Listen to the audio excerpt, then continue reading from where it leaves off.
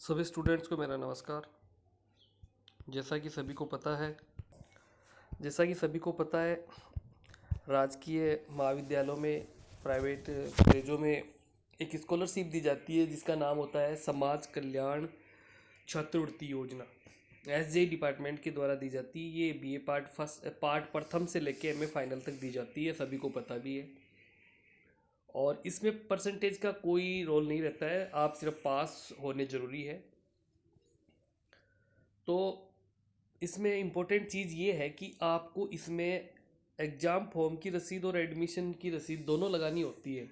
क्योंकि कुछ स्टूडेंट्स क्या होते हैं कि एडमिशन फॉर्म भर देते हैं, फिर एग्ज़ाम का फॉर्म नहीं भरते हैं, तो उनको ये स्कॉलरशिप प्रोवाइड नहीं की जाती।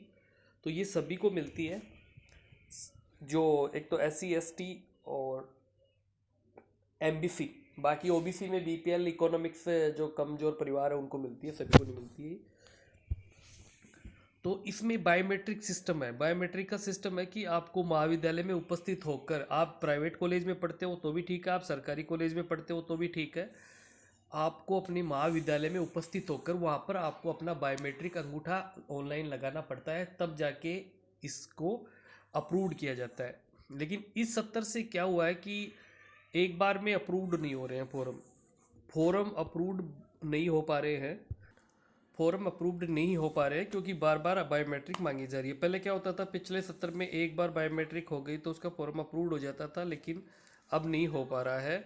कई फॉर्मों में अप्रूव्ड हो जाते हैं, कई फॉर्म अप्रूव्ड नहीं होते। उनमें दोबारा अगर आप अप्रूव्ड करते हैं, हम जैसे नोडल अप्रूव्ड करता है तो वहाँ पे आ जाता है कि और बायोमेट्रिक लगाएं। तो आपको कम से कम अपने महाविद्यालय में जाके बायोमेट्रिक लगानी है। जैसे PG में आपको 15 या 20 के समथिंग, 10 जो भी है आप लगाएं, लेकिन ज़्यादा से ज़्यादा बायोमेट्रिक लगाएं ताकि आपकी उपस्थिति ज़्यादा से ज़्यादा दर्ज हो सके। अब क्वेश्चंस ये आ रहा है इसमें कि आप बायोमेट्रिक भी लगा रहे हैं, डॉक्यूमेंट्स भी लगा रहे हैं, फिर आपके ऑब्जेक्शन आ रहा है। तो वो ऑब्जेक्शन किस बात का आ रहा है मैं आपको बता देता हूँ। पहले तो मैं ये बता देता हूँ कि महाविद्यालयों में जो है कुछ स्टूडेंट्स ऐसे होते हैं जो हर साल स्कॉलरशिप लेते हैं और वो एक्टिव होते हैं। जैसे मैं भी देख रहा हूँ पिछले 6 साल से कि स्टूडेंट आ रहे हैं, उनको ऑब्जेक्शन जाता है। जैसे आज 3 तारीख को ऑब्जेक्शन गया तो वो 4 को ही कॉलेज में आके पूछ लेते हैं कि हमें ऑब्जेक्शन किसका है। अगले ही दिन आके वो ये पूछ लेते हैं कि हमें ऑब्जेक्शन किसका आया है। फिर वो कॉलेज से पूछ के चले जाते हैं और वो गलती दूर करवा देते हैं, उनकी स्कॉलरशिप आ जाती है। और कुछ स्टूडेंट्स ऐसे हैं कि जिनको ऑब्जेक्शन तो दे दो फरवरी महीने में, और वो ऑब्जेक्शन चेक करते हैं जून में जाके, 3 महीने बाद, 4 महीने बाद ऐसे। और फिर वो लास्ट में आके कहते हैं हमारी स्कॉलरशिप नहीं आती। भाई स्कॉलरशिप कहाँ से आएगी? तुम अपने फॉर्म को पेंडिंग रखोगे तो स्कॉलरशिप कैसे दी जाएगी? तो इस प्रकार से ऐसा है। तो ऐसे फॉर्म आप पेंडिंग रखोगे, ऑब्जेक्शन में रखोगे, तो आपकी स्कॉलरशिप नहीं आएगी। अब चलो बात करते हैं पार्ट प्रथम में। देखो पार्ट प्रथम में जिसने अप्लाई किया है उसको क्या इंपॉर्टेंट डॉक्यूमेंट्स इसमें लगाने हैं ताकि आपको ऑब्जेक्शन नहीं आए। पार्ट प्रथम में आपको सबसे पहले तो बायोमेट्रिक करवानी है आपको कॉलेज में आके, ठीक है। दूसरा, आपको अपने 12वीं की जो, और देखो स्कॉलरशिप कोई भी हो, चाहे किसी भी क्षेत्र की हो, आप कहीं भी प्राइवेट कॉलेज रेगुलर B.Ed कर रहे हो, कोई भी स्कॉलरशिप हो, जब तक आप ओरिजिनल डॉक्यूमेंट स्कैन करके नहीं लगाएंगे आपकी स्कॉलरशिप नहीं आएगी, ये जरूर ध्यान रखेना। चलो, BA पार्ट प्रथम प्रथम वर्ष में आ रहे थे अपन।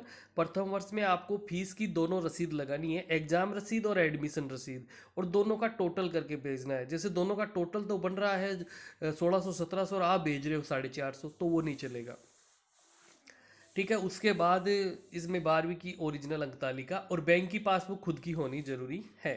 ये पार्ट प्रथम में है। इसके बाद अपन बात करते हैं पार्ट सेकंड की। तो पार्ट सेकंड में आपके पास ओरिजिनल मार्कशीट लगाएंगे फर्स्ट ईयर की, और बैंक की पासबुक लगाएंगे। बैंक की पासबुक के वो दोनों पेज लगाएंगे जिसमें पहला पेज आपकी फ़ोटो सहित होना चाहिए, दूसरा पेज वो होना चाहिए जिसमें पिछली साल की स्कॉलरशिप आई हो। हाँ, अगर आपके पास पिछली साल की स्कॉलरशिप नहीं है तो आप पहला पेज लगा सकते हैं। चलो, इसके बाद अपन बात करते हैं अपने एग्जाम रसीद की और एडमिशन रसीद की। एक बात और बता देता हूँ, उसमें आपको बहुत सुनना जरूरी इंपॉर्टेंट आपके लिए। स्कॉलरशिप, ये जो समाज कल्याण स्कॉलरशिप है, ये कई बार 2-2 साल की एक साथ भी आ जाती है, लेकिन आपके फॉर्म ऑब्जेक्शन कंप्लीट होने के बाद।